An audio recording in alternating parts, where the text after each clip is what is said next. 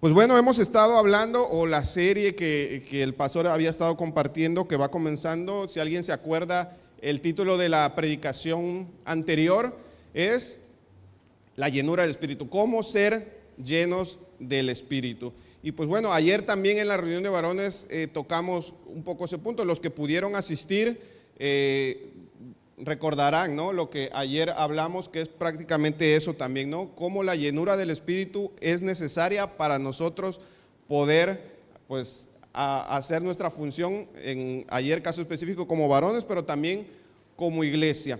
Y me gustaría que si siguiéramos en esa misma línea, sigamos meditando en la llenura del Espíritu. Y bueno, no hay notas de la prédica en la aplicación, no tengo el permiso de administrador para ponerlos, pero va a estar las diapositivas, y el título de la predicación es, o nombré esa predicación como el Espíritu Santo, mi fortaleza en el sufrimiento.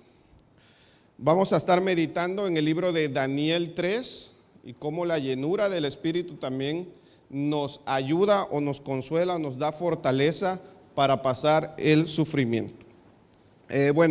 Este capítulo de Daniel 3 es un capítulo ya, pues yo creo, bastante conocido por muchos de nosotros. Es la historia de Ananías, Misael y Azarías, que son, bueno, o mejor conocidos como Sadrach, Mesach, Abednego, cuando fueron enviados al horno de fuego, y ahí hubo uno más entre las llamas. Incluso hemos entonado ese canto, ¿no?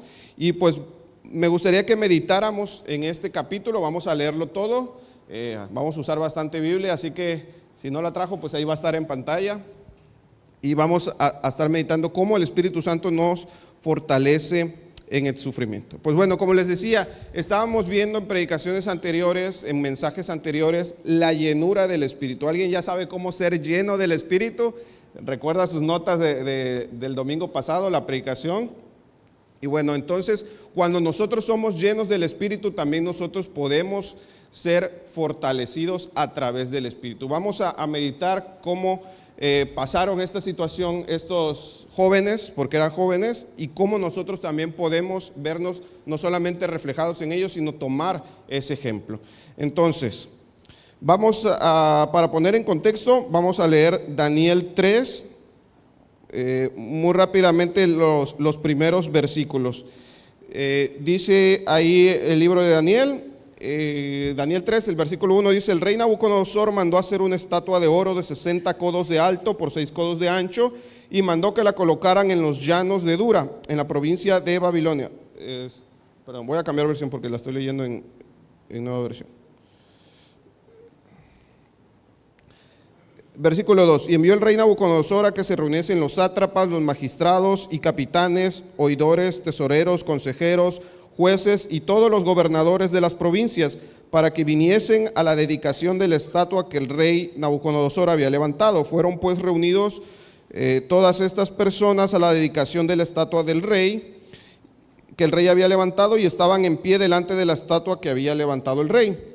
Y el pregonero anunciaba en alta voz: mándese a ustedes, oh pueblos, naciones y lenguas, que al oír el son de la bocina, de la flauta, del tamboril, del arpa, del salterio, de la zampoña y de todo instrumento de música, se postren y adoren la estatua de oro que el rey Nabucodonosor ha levantado.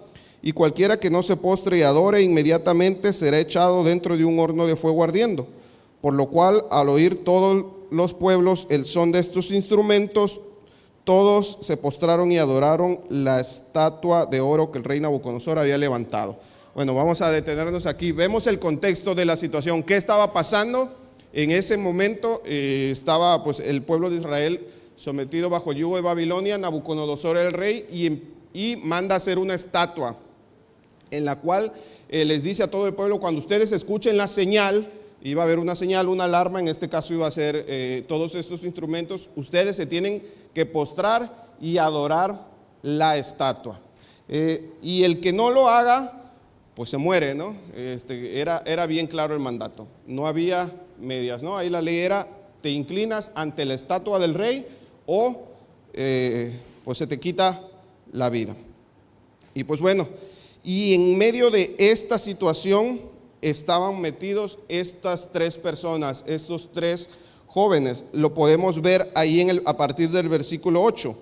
Dice: por esto, en aquel tiempo algunos varones caldeos vinieron y acusaron maliciosamente a los judíos. Hablaron y dijeron al rey: Rey, para siempre vive. Tú, oh rey, has dado una ley que todo hombre, al oír el son de la bocina y de todos los instrumentos, se postre y adore la estatua de oro. Y el que no se postre y adore, se ha echado dentro de un horno de fuego. Hay unos varones judíos, los cuales pusiste sobre los negocios de la provincia de Babilonia. Aquí están estos jóvenes, Sadrach, Mesach y Abed-nego. Estos varones, oh rey, no te han respetado, no adoran tus dioses, ni adoran la estatua de oro que has levantado. Entonces el rey dijo con ira y con enojo que los trajeren, y al instante fueron traídos delante del rey. Vemos cómo en medio de esta situación estos tres jóvenes pues no hacían lo que el mandato. Y pues como contexto también, en el capítulo anterior estos tres jóvenes habían sido puestos como encargados de una sección del gobierno. O sea, tenían un puesto importante, aún siendo judíos, dentro de Babilonia. ¿Esto por qué? Recordemos capítulos anteriores. El capítulo anterior de Daniel habla sobre el sueño del rey, ¿no? Cuando lo interpretan y el rey reconoce que el Dios al que servía Daniel era el Dios verdadero, y lo pone tanto a Daniel, y Daniel extiende el favor a estas tres personas. Y bueno, recordemos que el tema de Daniel, o de este libro, es el gobierno de Dios, que Dios tiene el control o el gobierno del reino de los hombres. Dios es quien gobierna, y bueno, Él controla todo, ¿no? Y vemos aquí cómo empieza el sufrimiento de estos tres jóvenes. Vemos que vienen unas personas y los acusan. Dicen: oh rey, tú has mandado. Pero vemos la intención de estas personas, que no es: es que no están cumpliendo el orden del rey. Se nota aquí que es un tema de envidia, un tema de celos. Al estar ellos en una posición privilegiada, los demás pues dicen: bueno, pues ¿por dónde los podemos agarrar si el rey les tiene toda la confianza? Porque son hombres íntegros, porque son diferentes.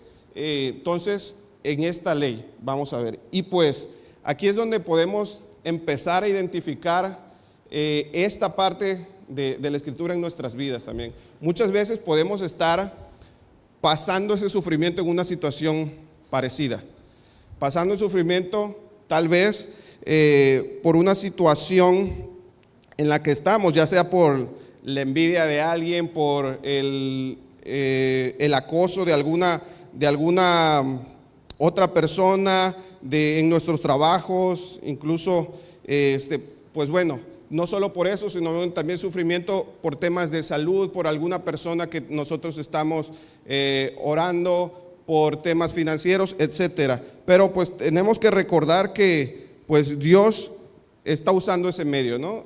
Recordamos que Dios es el que gobierna todo. Dios puso a estos tres jóvenes en medio de ese sufrimiento. Dios nos puede poner a nosotros también en medio de un sufrimiento, evidentemente sin Dios ser el autor ni aprobar el pecado, ni ser el autor del pecado. Él nos puede colocar dentro del sufrimiento, así como colocó a estas personas. Entonces vemos cómo que ahí la siguiente diapositiva, vemos que la obra de la llenura del Espíritu Santo en mi vida, ¿qué es lo que hace? Pues por ahí hay unos puntos que quisiera compartir. El primero es precisamente eso: cuando yo estoy lleno del Espíritu, la obra que hace el Espíritu primero es que me prueba, me está colocando en la prueba, como a estas personas. Si somos llenos del Espíritu, también vamos a ser probados como aquí. Entonces el entender que Dios tiene el control, que Dios es el que nos pone, que Él es soberano, que nada sucede sin que Él lo diga. Podemos ver ahí en primera de Pedro 5:10, es un versículo que dice: mas el Dios de toda gracia, que nos llamó a su gloria eterna, dice, si me apoyan ahí, después que hayas padecido un poco de tiempo, Él mismo te perfecciona, firme, fortalece y establece. Entonces, el Dios de toda gracia, que nos llamó ¿a dónde? A su gloria eterna. ¿Cómo nos llama a su gloria eterna? Pues nos da de su Espíritu, nos da la llenura del Espíritu. Entonces, ¿cuál es el siguiente paso? Según Pedro, después de que hayas padecido un poco de tiempo, va a haber un resultado. ¿Qué significa padecer un poco de tiempo? pues atravesar tal vez una situación, atravesar un sufrimiento.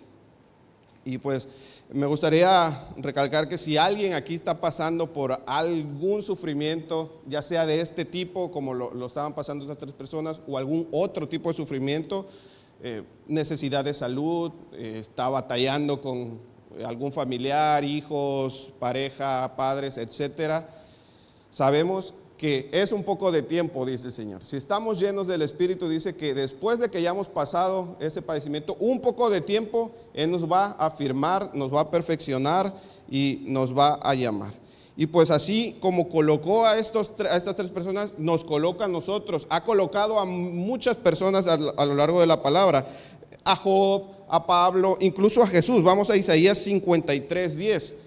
Jesús, que ¿quién más lleno del Espíritu que Jesús? Dice allí Isaías, dice, con todo eso, hablando todo lo que iba a pasar Jesús, Jehová quiso quebrantarlo, sujetándole a padecimiento. Dice que Jehová fue el que quiso quebrantarlo, sujetándole a padecimiento. Entonces, cuando nosotros o la llenura del Espíritu Santo llega a mi vida, no nos sorprenda que pasemos por prueba, no nos sorprenda que pasemos por sufrimiento, porque es lo que el Señor hace con nosotros, es lo que hizo con Jesús, y así podemos nosotros también cruzar esa prueba. Y bueno, más que nos desanime, el punto aquí es que esto nos anime. El saber de que Dios es el que nos pone, que Dios tiene el control, que Dios es el que me prueba, pues nos debe de fortalecer para enfrentar el sufrimiento, ¿no? Para poder pasar por él, porque Él es el que controla todo. Él tiene el poder para ponernos en la situación, para que atravesemos la situación, para mantenernos en pie en esa situación y sobre todo para sacarnos de esta situación. Entonces, primero, la obra de la llenura del Espíritu Santo, primero, ¿qué hace? Me prueba, como vemos aquí. Entonces, ¿qué también hace?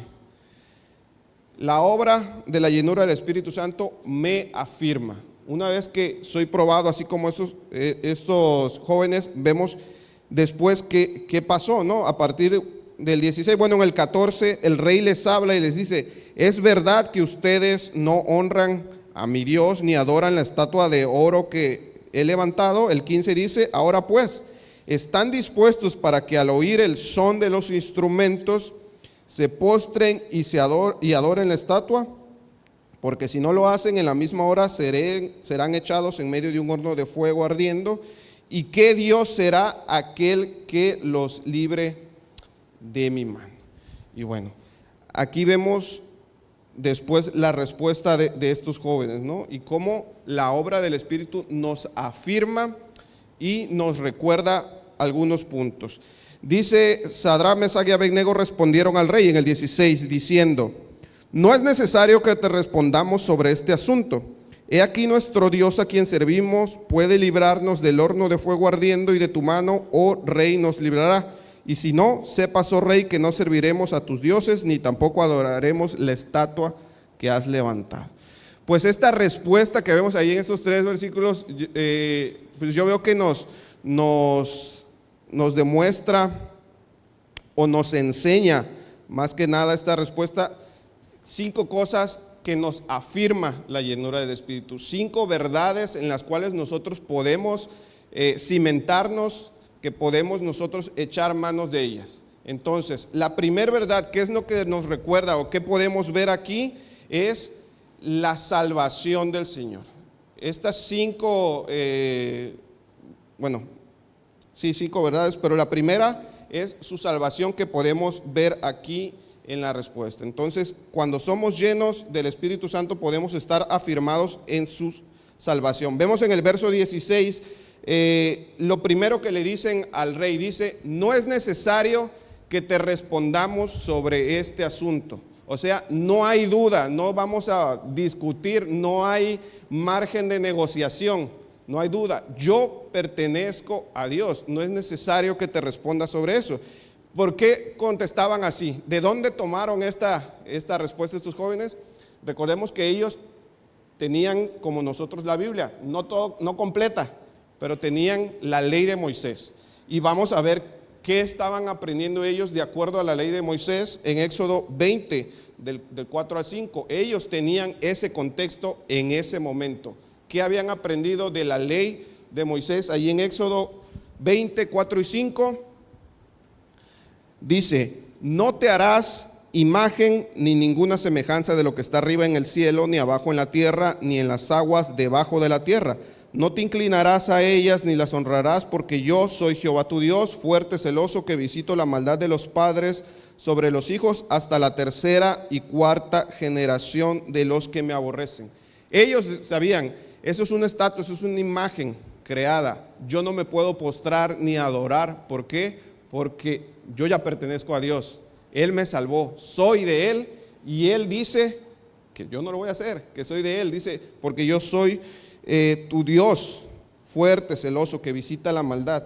Y vemos aquí como paréntesis también, esta es la única situación en la que nosotros como cristianos podemos desobedecer una autoridad. Cuando nos piden pecar. De hecho, Pablo lo dice, en Hechos 5:29 se menciona más adelante, es prácticamente el mismo versículo.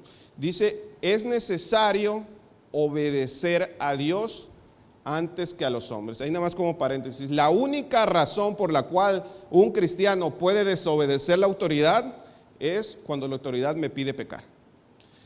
Daniel y estos tres personas obedecían a su rey, pues era su rey, estaban bajo autoridad, pero en el momento que esa autoridad les pide hacer algo que va en contra de Dios, ellos recuerdan de quién son, recuerdan su salvación y dicen, no, es necesario obedecer a Dios antes que a los hombres.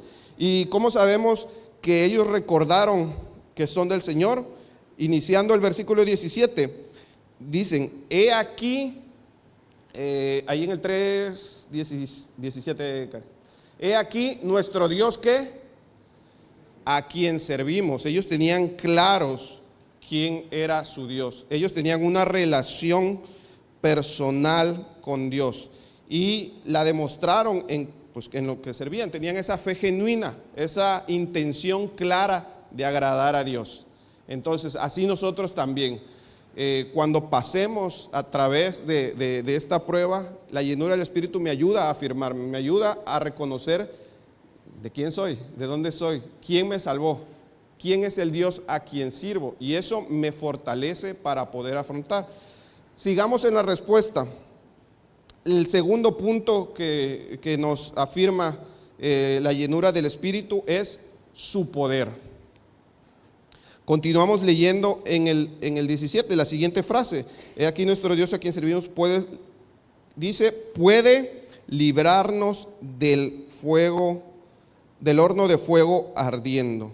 Entonces, ellos, vemos nuevamente, no tenían duda, ellos sabían el poder de Dios. ¿Cuánto aquí conocemos el poder de Dios?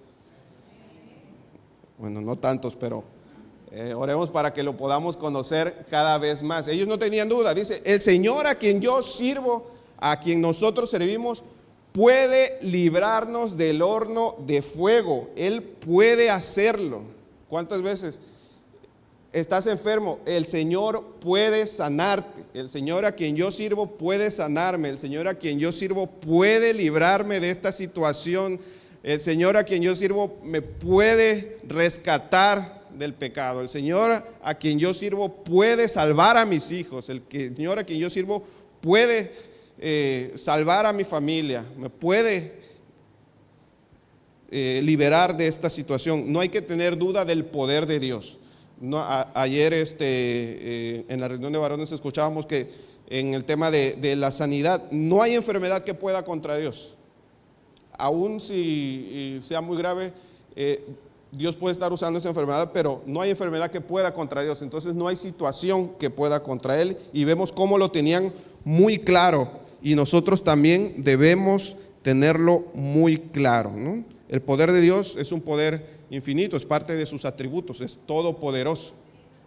Entonces no hay nada que no esté dentro de sus posibilidades. Y bueno, si seguimos, vamos a la tercera afirmación, o a la tercera verdad que yo puedo tomar para fortalecerme en el Espíritu, y es recordar su fidelidad. Vemos cómo ellos estaban también reconociendo su fidelidad. Después de que dicen, y después de que dicen, puede librarnos del fuego ardiendo, en 17, dice, y de tu mano, oh rey, ¿qué dice? Nos librará. Están declarando esa fidelidad de Dios. Ellos saben, Él puede y lo va a hacer. ¿Por qué decían que lo va a hacer? Porque ya habían experimentado ese poder de Dios en el pasado. Desde el capítulo 1, cuando fueron llevados cautivos, en el capítulo 2, cuando los querían matar por lo del sueño, y ahora en el capítulo 3 dicen, pues ya nos libró en el capítulo anterior. Digo, había pasado tiempo, para nosotros es un capítulo, había pasado años atrás, nos liberó, y antes de eso ya nos había liberado. Entonces el Señor puede y lo va a hacer. El Señor es fiel, el Señor es fiel y justo para con nosotros. Entonces debemos de recordar las veces que el Señor ya nos liberó. ¿A cuántos aquí el Señor los ha librado del sufrimiento? De entrada, ¿cuántos de aquí ya son del Señor? Entonces ya los libró de la muerte eterna. Es la primera obra que hace el Espíritu de Dios en nuestra vida, nos libera de la muerte. Entonces recordemos la fidelidad de Dios, así como su poder. Él es poderoso, pero también es fiel con nosotros. Él ya lo hizo una vez, lo puede estar haciendo y sabemos que lo va a seguir haciendo. Entonces recordamos su salvación, su poder, su fidelidad y también su soberanía. Aquí este versículo, el versículo 18, las primeras 3 palabras son palabras muy cortitas, son 5 letras que de toda la respuesta para mí es lo que considero más impactante y lo que realmente demuestra la entrega de estos hombres, de estos jóvenes por Dios. Dice, antes de la coma dice, y si no. El Señor, ya acababan de decirle, el Señor me puede salvar, el Señor me va a liberar, y después dice, y si no. Entonces eso nos recuerda la soberanía de Dios. Dios es soberano. Ellos sabían que Dios tenía el poder para liberarlos, pero también sabían que Dios es el soberano que toma la decisión si te va a sacar o no, si te va a salvar de esa situación o no. Él tiene la decisión, Él tiene el derecho de decidir si nos va a liberar o no. Él lo decide, nosotros no decidimos. Él es el soberano, nosotros no. Todas las circunstancias, todas las personas, toda situación está sujeta a Él, no es al revés. Todos estamos sujetos a Dios. Él es soberano. Sea lo que sea o sea lo que decida, Él nos va a dar pues también la gracia para enfrentarlo de alguna manera. Vamos a 1 Corintios 10:13. Habla sobre las tentaciones. Dice, no nos ha sobrevenido ninguna tentación que no sea humana, pero fiel es Dios, que no nos dejará de ser tentados más de lo que podemos resistir, sino dará también juntamente con la tentación la salida para que podamos soportar. Entonces, Él es soberano. Él nos puede decir, ¿sabes qué? Si vas a pasar por la situación, ¿qué más quisiéramos que no pasarla ninguna o pasarla más leve? Pero Él dice, vas a pasar el sufrimiento, pero te voy a capacitar, te voy a dar juntamente la salida. Te voy a dar la capacidad, dice, para que puedas soportar. El ejemplo práctico de esto lo tenemos con Jesús y la actitud que tomó ante la cruz. Mateo 26, cuando va a orar al monte, dice, Señor, si es posible, pasa de mí esta copa, ¿no? Vemos que pues ya sabía lo que venía. Si es posible, pásala, pero que no sea mi voluntad, sino la voluntad de Dios. Que no sea como yo quiero, sino como tú. Entonces, recordamos su poder, recordamos su fidelidad, pero recordemos su soberanía también. No es que yo oré al Señor porque me librara, pero aún así sigo pasando, pues el Señor te va a capacitar. Él es soberano, estás en sus manos, eso nos debe de fortalecer. Y bueno, ¿y qué también podemos tomar como esta verdad, aparte de su soberanía, como quinto punto, su prioridad?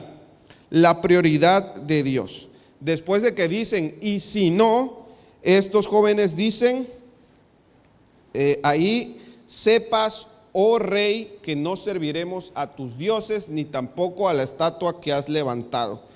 Digo, no les importa, él puede, él lo ha hecho, pero si no lo hace, aún así yo no voy a hacer lo que tú me dices, yo no voy a caer ante ese pecado. ¿Por qué? Porque mi prioridad es Dios. Te acabo de decir al inicio del versículo, el Dios al que servimos, yo sirvo a ese Dios. La prioridad, mi prioridad en la vida, la prioridad en la vida del cristiano tiene que ser Dios. Esto es lo que la Biblia nos llama, o el mandamiento, el primer mandamiento que es amar a nuestro Dios con toda nuestra mente, con toda nuestra alma, con todas nuestras fuerzas. En el Nuevo Testamento es lo que Juan dice, toma tu cruz cada día. Es la prioridad de Dios, pues es eso, la prioridad. Dios es el primero en la vida de uno. Entonces, vemos aquí la respuesta de estos jóvenes, y la verdad que lo sorprendente de esta respuesta, o lo maravilloso de respuesta, no es tanto la fortaleza que ellos tenían, sino el poder del Espíritu de Dios que había en ellos y que los fortaleció para poder responder así.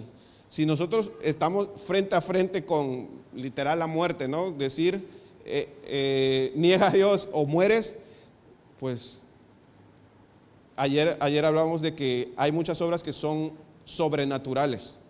Y sobrenaturales no nos referimos a que va a llover fuego, a que vamos a encontrar otra vez una zarza ardiente como Moisés. No, lo sobrenatural es las respuestas muchas veces que tenemos, ¿no? Cuando somos llenos del Espíritu, podemos tener este tipo de respuestas también. ¿Por qué? Porque Él es el que nos impulsa a eso. Entonces vemos aquí el milagro, ¿no? de esta situación, la muestra del poder del Espíritu que puede tomar a alguien, a una persona, a un pecador como lo fuimos todos nosotros, y lo puede transformar, moldear a través del Espíritu para que sea una persona como la que está aquí, con una prioridad clara en el Espíritu, una prioridad clara del poder de Dios, de la fidelidad de Dios, de la prioridad de Dios en su vida.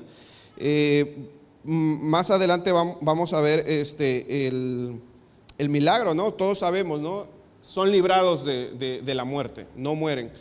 Y no quiero menospreciar el milagro sobrenatural, no quiero decir que pues fue poca cosa, porque no, al contrario, fue algo.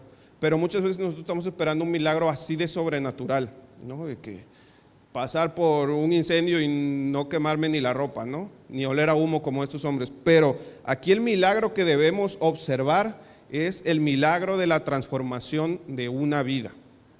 De cómo Dios toma, decíamos ahorita, a un pecador, lo quebranta, lo transforma, así como el barro, dice su palabra, y muestra un resultado como el de una persona que ha nacido de nuevo, que ha sido librado de la muerte eterna, y entonces la obra que transforma se manifiesta de esa manera. En este caso fue a través de la fortaleza que les hizo obedecer aún arriesgando su vida.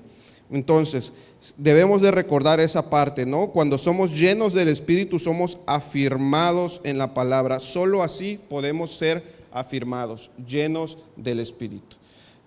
Entonces, seguimos leyendo y vamos al tercer punto, que es ¿qué más hace la obra de la llenura del Espíritu en mi vida? ¿Cómo más, no? Me consuela.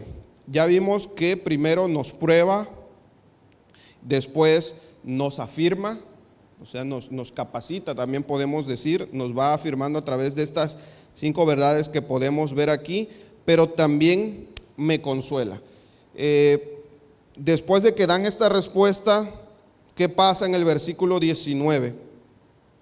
Dice, entonces Nabucodonosor se llenó de ira y se demudó el aspecto de su rostro contra Sadrach, Mesach y Abed-nego, y ordenó que el horno se calentase 7 veces más de lo acostumbrado, y mandó a hombres muy vigorosos que tenía en su ejército que atasen a estos jóvenes para echarlos en el horno de fuego ardiendo. Entonces estos varones fueron atados con sus manos, sus calzas, turbantes, vestidos, y fueron echados dentro del horno de fuego ardiendo. Y pues hay una aclaración, una observación importante aquí, que estos jóvenes fueron o no obedientes al Señor. Ellos tenían claros o no la prioridad de Dios. Servían o no a Dios de manera íntegra. Eran, podemos decir, cristianos modelos. Pero aún así, ¿dónde terminaron? Echados al horno, ¿no? Entonces, ¿qué hay que la idea que muchas veces se nos presenta en la que dicen, si tú obedeces a Dios, si tú entregas tu vida a Dios, todo va a salir bien? Realmente esa es una mentira. Si nosotros obedecemos a Dios, Dios no nos garantiza una vida cómoda, por muy feo que esto suene. Hay el llamado evangelio de la prosperidad, que ahí el único que prospera es el que recibe el dinero que le quita a todos, ¿no? Y es una promesa que se nos da, ¿no? Si te va mal es porque estás mal con el Señor, ¿no? Y para que estés bien tienes que ser 100% obediente. Pero vemos aquí, ¿qué más obedientes estas personas que están dispuestos a morir por Cristo siendo echados al fuego? Entonces vemos en este y en muchos otros pasajes que la realidad es que la obediencia a Dios no me garantiza una vida cómoda. Me garantiza una vida en espíritu, una vida que puedo disfrutar, tener plenitud de gozo. Eso no quiere decir que todo es color rosa. Vamos a 2 de Timoteo 3:12. Aquí está un poco más claro cómo le dice Pablo a Timoteo. Dice, y también, ahorita que lo pongamos, 2 de Timoteo 3:12. Y también todos los que quieren vivir, ¿qué? Piadosamente en Cristo Jesús, o sea, los que quieren vivir agradando a Dios, los que tienen la intención de ser llenos día con día del Espíritu, todos ellos, todos nosotros que queremos vivir para Cristo, ¿qué va a pasar? Padecerán persecución. Aquí está uno de los tantos versículos que podemos utilizar también para tirar abajo todas esas mentiras que se quiere levantar, ¿no? Entonces, vemos cómo también el Señor, pues no solo los colocó, sino el Señor fue aumentando el nivel de sufrimiento de estos varones. Desde el capítulo 1, primero, ¿cuál fue el primer sufrimiento por el que pasaron? Es que fueron arrancados de su pueblo. En Daniel 1 vemos cómo Babilonia llega a Israel y se lleva a los jóvenes. En este caso se lleva a estos tres junto con Daniel para capacitarlos, para usarlos en el palacio para que el rey pudiera echar mano de ellos. Se les dio escuela, etcétera. Ahí lo podemos leer en el versículo 1. Los llevaron cautivos a Babilonia. Primer sufrimiento es eso: te arrancan de tu tierra, te llevan a un lugar que no conoces a hacer quién sabe qué. Segundo, te quitan tu nombre, te quitan tu identidad en Cristo. Estos Sadrach, Mesach y Abednego son los nombres que les pone el rey, y son nombres conforme a los dioses de ese entonces, ¿no? Vemos cómo los hombres, sus nombres originales eran Misael, Azarías y Ananías, creo que Ananías. Esos eran nombres hebreos conforme a la tradición de los judíos, y sus significados también eran dados al Dios judío. Vemos cómo van cautivos, se les quita el rey, después se les manda a participar de la comida del rey y ellos pues tampoco son parte. Es otro sufrimiento más porque estaban a expensas de eso, ¿no? Luego en el capítulo 2 van a que los iban a matar porque nadie sabía responder el sueño del rey. Vean cómo va la situación. En vez de mejorar para ellos, si nosotros vamos así, muchas veces nosotros decimos, no, pues es que, no sé, antes sí me alcanzaba, aunque sea poquito, ahí medio me las veía difícil, pero ahora estoy peor. Y ya se me descompuso el carro, y ya se enfermaron los niños, y en la chamba las ventas van bajas, y ahorita viene temporada baja y no se venden los tours, etcétera, ¿no? Vemos cómo, como estas personas, ¿no? Cómo va subiendo el nivel de sufrimiento que estaban. Y bueno, y precisamente es por eso, porque entre más obedientes somos a Dios, pues el nivel va subiendo, ¿no? Pues podemos, así como veíamos en el versículo anterior, de que Él, conforme a nuestras capacidades, nos da la salida, lo que sabe que podemos soportar, entonces como eres obediente, pues cada vez puedes soportar más, entonces la prueba viene un poco más fuerte, así que no nos sorprenda eso. Entonces, si están en problemados, si están en sufrimiento, tal vez sí sea porque no le andan obedeciendo a Dios, pero lo más probable es porque ustedes pueden resistirlo. Sepamos que podemos resistirlo siempre y cuando estamos siendo llenos del Espíritu de Dios. Obviamente, si nosotros podemos ver a una persona que no quiere nada con Dios, que está fuera del amor de Dios y lo vemos sufriendo, pues lo más probable es que sea consecuencia de su pecado, ¿no? Consecuencia de malas decisiones. Pero nosotros como cristianos, cuando pasamos por prueba, cuando pasamos por sufrimiento, lo primero que debemos de pensar: Señor, tú tienes el control, y si tú pones esta prueba, tú eres el soberano, entonces es porque yo la puedo soportar. Entonces vemos que a partir del 22 al 25 ya son echados estas personas, y bueno, calentaron el horno, los echaron. El 23, los varones cayeron atados dentro del fuego. Y el 24, el rey se espanta y se levanta apresuradamente y les dice a las personas, dice: ¿no echaron a 3 varones dentro?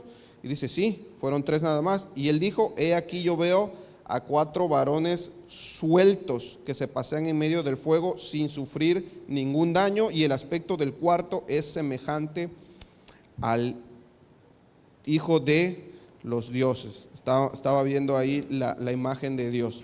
Entonces aquí podemos ver que si Dios no nos libra del sufrimiento, Dios va a estar con nosotros a través del sufrimiento.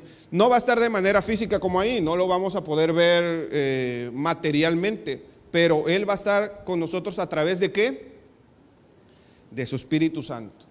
Estos 3 jóvenes no tenían al Espíritu Santo. ¿Por qué? Porque no había muerto Jesús, no había venido el siguiente Consolador. En el Antiguo Testamento, ¿cuál era la obra del Espíritu Santo? El Espíritu descendía, entraba en la persona, hacía la obra para la que fue llamado, y pues bueno, de ahí descendía. Así descendía con todos los profetas. Así cuando Sansón, dice, el Espíritu reposó sobre él y le dio la fuerza, así con estos jóvenes vino la visitación del Espíritu. Pero nosotros tenemos mucha más ventaja.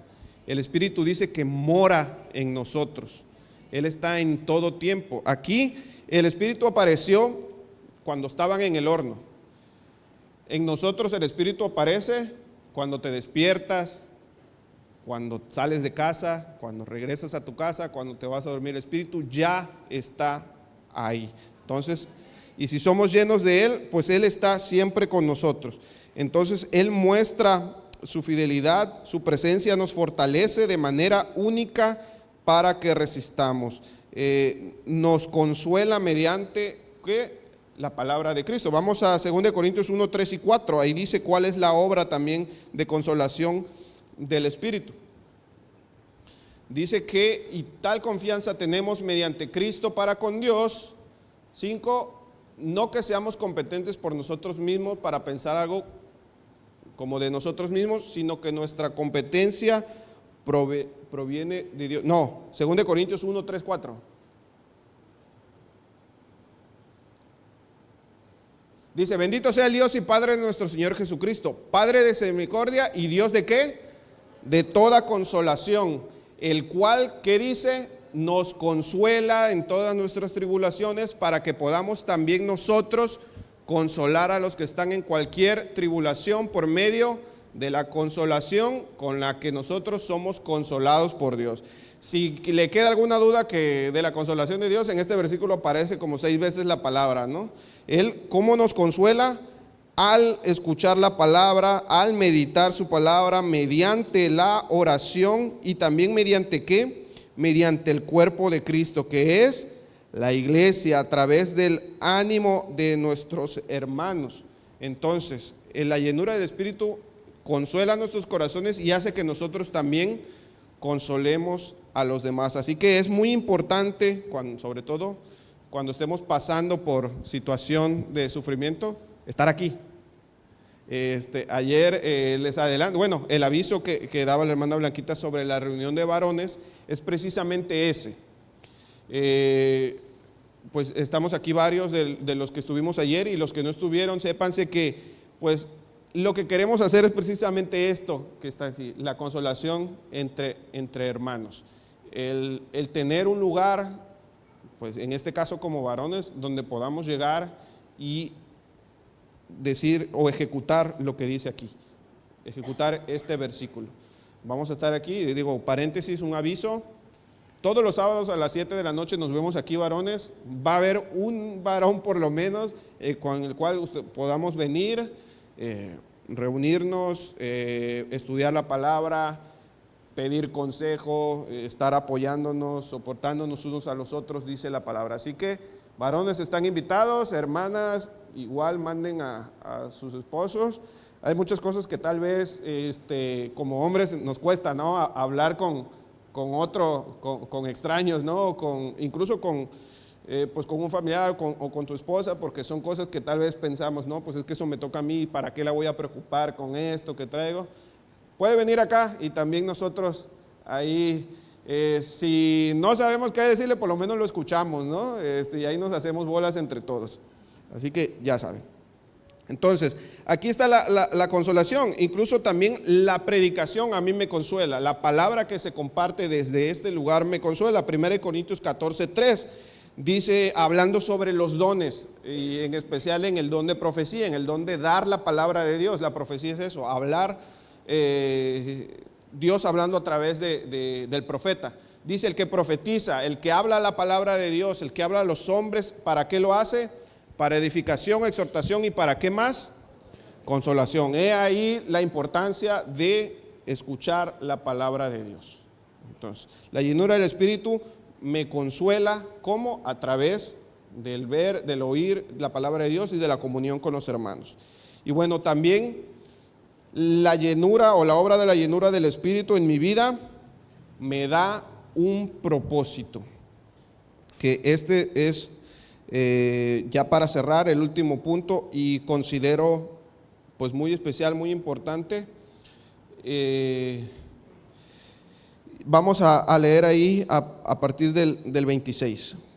Dice, entonces Nabucodonosor se acercó a la puerta del horno de fuego ardiendo y dijo, Sadrac, Mesac y Abednego, siervos de Dios Altísimo, salgan y vengan. Entonces salieron de en medio del fuego, y se juntaron los sátrapas, los gobernadores, los capitanes, los consejeros del rey para mirar a estos varones. Como el fuego no había tenido poder alguno sobre sus cuerpos, ni aun el cabello de sus cabezas se había quemado, sus ropas estaban intactas y ni siquiera el olor de fuego tenían. Entonces el rey dijo, bendito sea el Dios de ellos, y libró a sus, que los libró. Bueno, vamos hasta el 27. Vemos cómo salen, el rey los llama, salen de este fuego, y en ahí el 26 al 27, el 27 termina, dice que se juntaron ¿quiénes? O ¿quiénes vieron el milagro? Sátrapas, gobernadores, capitanes y consejeros del rey. Recuerden que estas personas, ¿quiénes eran al inicio del capítulo? Los que habían acusado a estos hombres, ¿no? Entonces, ¿quiénes vieron? Un grupo de incrédulos, esa es la verdad. Un grupo de gente pecadora, un grupo de gente que servía al rey como si fuera su Dios, porque el rey se había hecho a sí mismo Dios. Entonces, ellos fueron los testigos oculares. Vemos que dice, se juntó el pueblo de Israel que conocía el poder de Dios, ¿no? Se juntó gente que no sabía nada del poder de Dios. Entonces ellos fueron los testigos oculares. Entonces la llenura del Espíritu a mí me da un propósito. ¿Y cuál es? Mostrar la gloria de Dios a través de mi sufrimiento. ¿Quiénes lo van a ver? Los incrédulos. ¿Y quiénes son los que van a decir, como dijo en el versículo 28 el rey? Vamos al 28, dice que el rey dijo, bendito sea el Dios de ellos, de Sadrac, Mesac y Abednego, quien envió a su ángel y libró a sus siervos que confiaron en él y que no cumplieron el edicto del rey y entregaron sus cuerpos antes que servir y adorar a otro Dios que su Dios. Entonces, vemos aquí en el 28 que está declarando el rey. Bendito sea el Dios de ellos, que ¿qué hizo? Libró a sus siervos que confiaron en él. ¿Y qué más? No cumplieron el edicto del rey y entregaron sus cuerpos antes. Nabucodonosor estaba reconociendo. ¿Qué hubiera pasado de la otra manera? Los echan al fuego y se mueren. Dios dice, ya les tocó, van a venir a mi presencia. Se negaron, el rey los mata en el fuego. Yo considero que esto seguiría siendo verdad. Dice, bendito sea el Dios de ellos, de estos jóvenes, que envió a su ángel. En este caso, si no lo hubiera enviado, dice, los libró, los hubiera librado de la mano del rey. ¿De qué manera? Ya sea de esta manera o pues de la muerte, ya no iban a sufrir más por el rey. Y dice que no cumplieron el edicto y se entregaron sus cuerpos antes de servir. El reconocimiento del rey de que dice, bendito sea el Dios de ellos, que hace la obra, en esa parte es que a pesar de que yo los iba a asesinar 7 veces más fuerte que a cualquiera, ellos entregaron sus cuerpos antes. Aquí vemos el cumplimiento de Romanos 12, 1, 2, que decía Pablo a los romanos, amados, entreguen, ahí los del discipulado que me ayuden, ese versículo de discipulado. Romanos 1, se me olvidó, 12, 1, 2. Por eso, hermanos, os ruego por las misericordias de Dios que presenten su cuerpo como sacrificio vivo, santo, agradable a Dios, que es vuestro culto racional. Aquí vemos, esta fue una entrega literal, ¿no? Entregaron su cuerpo tal cual, pero así somos llamados nosotros a entregar nuestra vida por Él. Entonces, Él puede transformar, cambiar una vida a este nivel, a que no dudemos en el poder de Él, en su obra. Entonces vamos ya para terminar el 29 y 30. Este es el rey hablando. Esta es una persona soberbia, esta es una persona que se creía a sí mismo Dios, esta es una persona mala, esta es una persona violenta, despreciable, la que está hablando en este momento Nabucodonosor. Tengamos esa idea de Nabucodonosor. ¿Y qué dijo esta persona? Decreto que todo pueblo, nación o lengua que dijere blasfemia contra el Dios de ellos, o sea, contra nuestro Dios, sea descuartizado y su casa convertida en muladar, por cuanto no hay Dios que pueda librar como este. Y termina el capítulo diciendo, entonces el rey engrandeció a Sadrach, Mesach y Abednego en la provincia de Babilonia. Entonces vemos cómo, viendo estas cosas, esta persona, y aún reconociendo a Dios, la verdad es que Nabucodonosor en este momento, aún viendo ese milagro, aún viendo el mover de Dios, aún viendo el testimonio de estas personas, no se convirtió a Dios. Capítulos más adelante sí que lo hace a través de otra situación, pero en este momento no. Y aquí es un llamado a nosotros, porque tal vez estemos actuando como Nabucodonosor, ¿no? Tal vez estemos viendo la obra de Dios en la vida de alguien, de uno de nuestros hermanos. Tal vez ya hayamos visto, presenciado cómo Dios libera. Tal vez ya hayamos nosotros pues experimentado ese mover del Espíritu, de que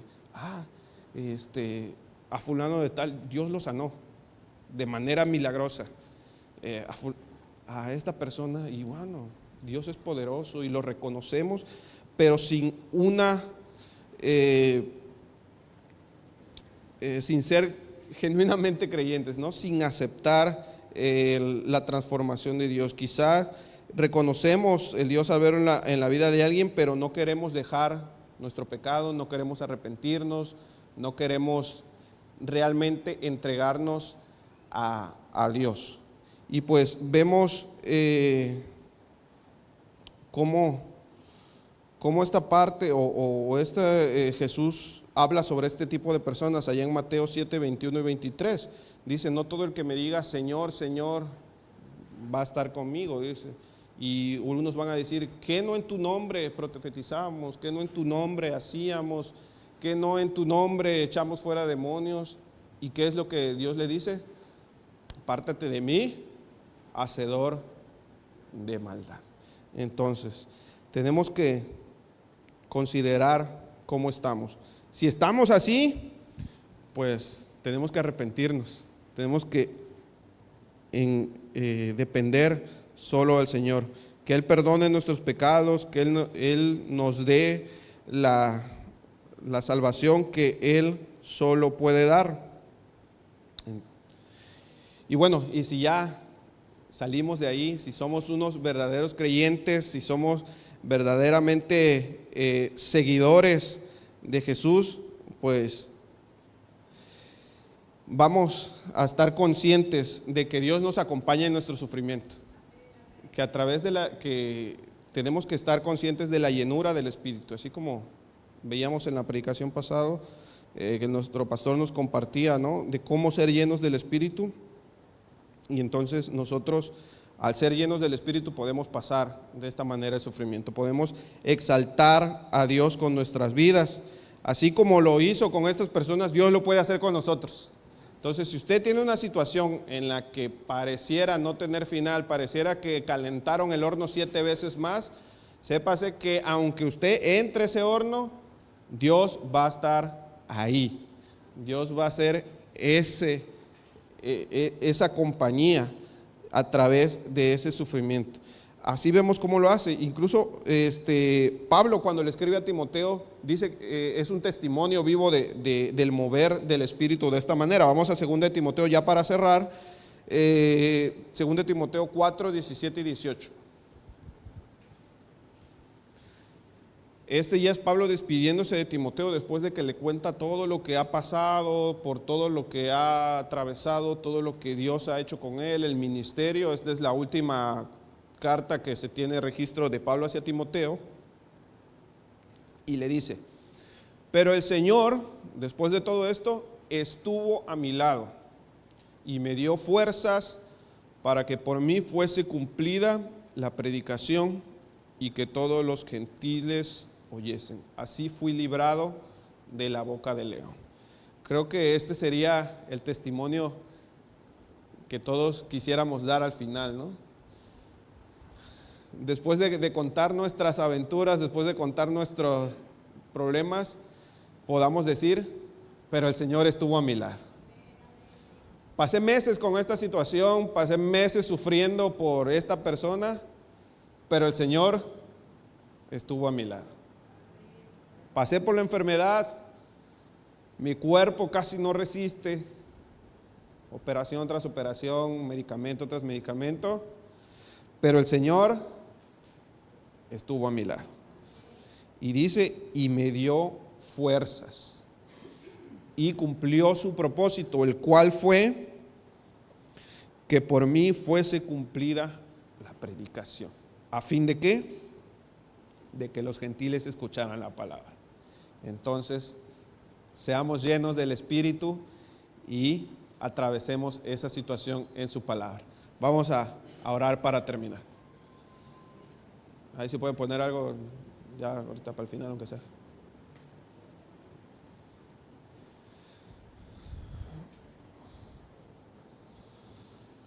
Vamos a orar. Señor, te agradecemos, Padre, la palabra que tú has traído a nuestras vidas, Señor, y queremos en esta hora primeramente reconocerte como nuestro Señor, como nuestro Dios, porque tal vez hemos visto